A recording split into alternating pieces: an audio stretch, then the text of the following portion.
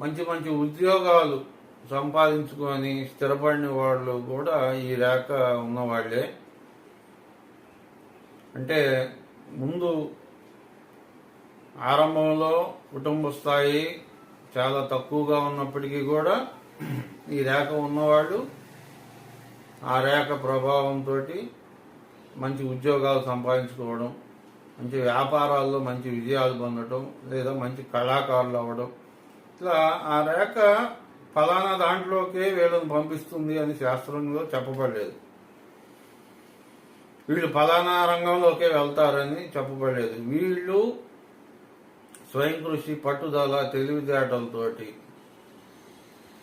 ఉన్నత స్థానానికి వెళతారు అని ఆ రేఖ గురించి మనం తెలుసుకోవాల్సినటువంటి రిజల్ట్ అన్నమాట.